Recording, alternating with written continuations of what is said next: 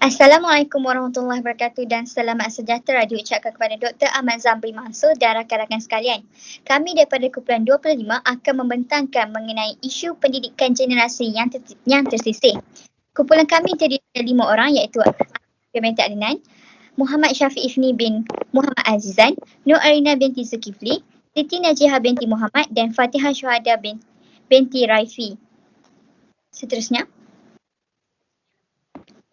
abstrak. Pendidikan adalah salah satu agenda besar yang boleh mempengaruhi kualiti dan ketamadunan sesebuah bangsa di dunia. Hal ini kerana manusia akan dianggap mundur sekiranya tiada pendidikan. Berdasarkan petikan Wan Hassan 2007 menyatakan individu dan keluarga yang berilmu dan meletakkan ilmu sebagai cara hidup akan lebih mudah membuat suatu keputusan yang tepat. Namun demikian, terdapat generasi atau golongan tersisih atau yang dimaksudkan sebagai golongan yang tidak mendapat pendidikan secara menyeluruh. Oleh itu, kajian ini melihat faktor, masalah dan penyelesaian masalah isu pendidikan generasi yang tersisih di Malaysia. Kaedah kuantitatif digunakan dengan alat kajian soal selidik secara atas talian. Responden kajian terdiri daripada para pelajar institusi pengajian tinggi IPT. Seterusnya, pendahuluan. Tajuk kajian ini adalah berkaitan isu pendidikan generasi yang tersisih. Mengapa kami memilih tajuk ini adalah berikutan satu isu yang dibangkitkan oleh Ahli Parlimen Simpang Renggam iaitu Datuk Mazli Malik berkaitan dengan isu murid sekolah tersisih yang dianggarkan hampir 1 juta orang.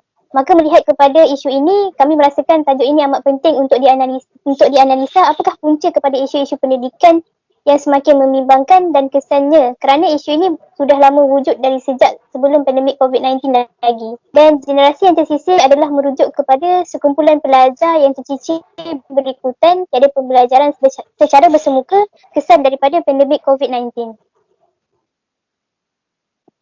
Seterusnya, penyataan masalah. Ramai orang menganggap individu atau kumpulan sosial yang terpinggir menjadi beban dalam negara. Walaupun begitu, individu yang telah mendapat latihan dalam bidang perkhidmatan manusia percaya bahawa setiap orang mempunyai aset yang dapat dikembangkan. Sebenarnya, sekiranya kumpulan terpinggir ini tidak dilindungi, mereka sebenarnya akan menjadi ketumbuhan dalam masyarakat.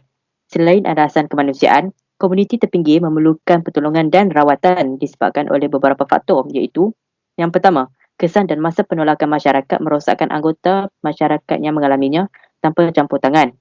Yang kedua, komuniti terpinggir ini akan terasing dari kehidupan kebanyakan orang, institusi sosial, perkhidmatan rangkaian sosial dan peluang sosial untuk peningkatan diri. Manusia akan dianggap mundur sekiranya mereka tidak mendapat pendidikan yang menyeluruh maupun pendidikan asas. Melalui kajian ini, terdapat 3 objektif utama yang dapat dikumpul, di antaranya objektif pertama, mengenal pasti faktor-faktor berlakunya isu pendidikan generasi yang tersisih. Objektif kedua adalah mengkaji permasalahan terhadap masa depan generasi yang tersisih, dan akhir sekali objektif ketiga adalah untuk mengkaji cara mengatasi permasalahan terhadap isu pendidikan generasi yang tersisih. Metodologi kajian. Dalam kajian ini, kaedah kuantitatif digunakan untuk mengumpul maklumat berkaitan objektif kajian. Kaedah ini dipilih kerana ia memudahkan proses menganalisis data yang telah dikumpul. Analisis deskriptif berangka akan meringkaskan data yang telah dikategorikan dalam satu nilai bagi menggambarkan sukatan memusat dan taburan data. Perisian yang digunakan dalam menyediakan dan menganalisis data pula ialah Microsoft Excel 365 dan Min digunakan untuk menentukan kekuatan sesuatu data serta sisihan piawai akan memberi gambaran kepadatan dan penyebaran sesuatu set data. Seterusnya, dapatan kajian. Dapatan kajian terbahagi kepada 4 bahagian, salah satunya ialah demografi responden. Terdapat 5 kategori di bawah demografi responden iaitu jantina, umur, keturunan, tahap pendidikan tertinggi dan lokasi tempat tinggal. Berdasarkan rajah, terdapat 50 orang pelajar institusi pengajian tinggi IPT yang disoal sidik 14% iaitu 7 orang pelajar adalah kaum lelaki manakala 43 orang pelajar bersamaan 86% yang terdiri daripada kaum perempuan. Seterusnya, 100% yang disoal sidik bersamaan 50 orang pelajar berumur 21 hingga 40 tahun. Selain itu, seramai 48 orang pelajar universiti bersamaan 96% yang disoal sidik adalah berbangsa Melayu. Tambahan lagi, seramai 43 orang pelajar yang mempunyai tahap pendidikan dalam ijazah sarjana muda atau profesional bersamaan 86% telah menjawab soal sidik yang dijalankan secara atas talian ini. Akhir sekali, seramai 28 orang pelajar bersamaan 56% tinggal di kawasan luar bandar yang telah disoal sidik. Seterusnya adalah hasil dapatan kajian berkaitan dengan objektif pertama, iaitu mengenal pasti apakah faktor-faktor berlakunya isu pendidikan bagi generasi yang tersisih. Bagi faktor item yang pertama, iaitu saya kurang mendapat perhatian daripada ibu bapa berkaitan hal pembelajaran, menunjukkan peratus yang tinggi, iaitu bersamaan 58% responden tidak bersetuju dengan pernyataan ini. Dan seterusnya bagi item yang kedua, iaitu saya kurang fokus kerana persekitaran pembelajaran yang kurang selesa di rumah, mencatatkan rata-rata responden iaitu bersamaan 38% responden bersetuju dengan pernyataan ini. Seterusnya item yang ketiga, iaitu saya lebih selesa belajar di institusi pendidikan atau universiti atau kolej berbanding di rumah, menunjukkan rata-rata responden bersetuju dengan item ini iaitu bersamaan dengan 38%. Dan yang terakhir adalah item saya mempunyai alatan ataupun gadget yang kurang sesuai untuk sesi pembelajaran, menunjukkan rekod yang tidak bersetuju adalah lebih besar, iaitu bersamaan 52%. Dan akhir sekali min tertinggi ditunjukkan oleh item yang pertama, iaitu sebanyak 3.12. Seterusnya, Hasil kajian objektif kedua iaitu mengkaji permasalahan terhadap masa depan generasi yang tersisih yang telah dijalankan ke atas 50 orang responden adalah seperti berikut. Yang pertama, saya mempunyai masalah kewangan berkaitan pembiayaan pelajaran, mencatatkan item responden tidak bersetuju adalah lebih besar, iaitu sebanyak 56% lebih besar daripada item responden yang sangat bersetuju sebanyak 10% dan mencatatkan min sebanyak 3.2 dan CCM piawai sebanyak 1.05. Seterusnya, item saya tinggal di kawasan luar bandar dan menghadapi masalah capaian internet sewaktu kelas dalam talian dijalankan, mencatatkan item responden bersetuju adalah paling besar sebanyak 36% dan mencatatkan min 2.58 dan CCM piawai 1.16. Item ketiga iaitu saya selalu menghadapi masalah berkaitan kemudahan infrastruktur sewaktu sesi pembelajaran, mencatatkan item responden tidak bersetuju adalah lebih besar, mencatatkan 36% dan min 2.96 serta CCM piawai 0.99. Dan akhir sekali, item saya sukar mendapatkan bantuan berkaitan pendidikan di kawasan setempat, mencatatkan item setuju dan tidak setuju adalah sama peratusannya iaitu 28% dan mencatatkan min 2.76 dan CCM piawai 1.001. Ketiga iaitu mengkaji cara mengatasi permasalahan terhadap isu pendidikan generasi yang tersisih. Jadual menunjukkan cara untuk mengatasi permasalahan tersebut di mana sebanyak 46% responden sangat bersetuju bahawa pihak kerajaan perlu melakukan inisiatif dengan menjalankan pembelajaran bersebuka semula dengan cara yang lebih efisien. Seterusnya sebanyak 30% responden bersetuju bahawa persekitaran yang mempunyai kesedaran dalam kalangan golongan atasan berkaitan isu pendidikan yang kritikal perlu Selain itu, sebanyak 40% responden bersetuju bahawa platform yang rasmi dan sesuai untuk melaporkan apa-apa isu berkaitan pendidikan di kawasan setempat perlu dibanyakkan. Dan sebanyak 38% responden bersetuju bahawa mereka berada di dalam suasana masyarakat setempat yang mempunyai kurang kesedaran berkaitan isu-isu pendidikan. Akhir sekali, jadual menunjukkan min yang tertinggi mencatatkan 2.76 iaitu saya berada di dalam suasana masyarakat setempat yang mempunyai kurang kesedaran berkaitan isu-isu pendidikan dengan CCM piawai 0.91607. seterusnya kita akan pergi kepada perbincangan iaitu hasil daripada data soal selidik.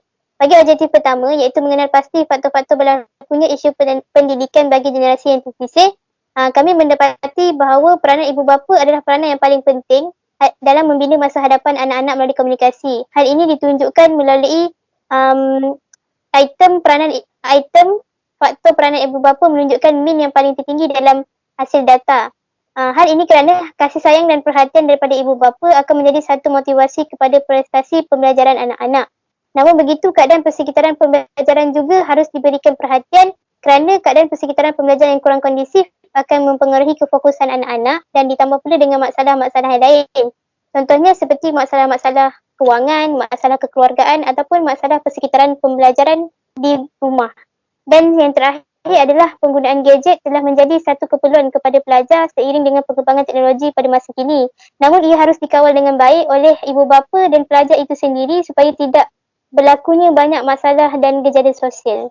Seterusnya, Hasil perbincangan objektif kedua ialah mengkaji permasalahan terhadap masa depan generasi yang tersisih, antaranya mereka mempunyai masalah kewangan berkaitan pembiayaan pembelajaran. Sebahagian daripada mereka mempunyai tanggungan yang ramai sehinggakan mereka terpaksa bekerja separuh masa bagi mengurangkan beban kedua ibu bapa mereka. Hal ini menyebabkan mereka kurang fokus dalam pembelajaran dan kurang berminat untuk menyambung pengajian ke arah yang lebih tinggi. Selain itu, penempatan mereka adalah masalah yang lebih kritikal kerana kurang dari segi teknologi dan sering menghadapi masalah capaian internet yang sempurna sewaktu kelas dalam talian dijalankan, terutama di kawasan luar bandar dan pedalaman.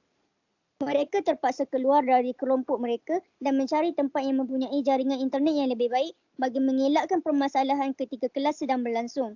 Permasalahan ini sedikit sebanyak akan mengurangkan semangat mereka khususnya dalam pembelajaran. Di samping itu juga, mereka sering menghadapi masalah berkaitan dengan kemudahan infrastruktur sewaktu sesi pembelajaran. Oleh itu, kerjasama dari semua institusi amatlah penting bagi membantu generasi tersisih ini daripada terus terbiar.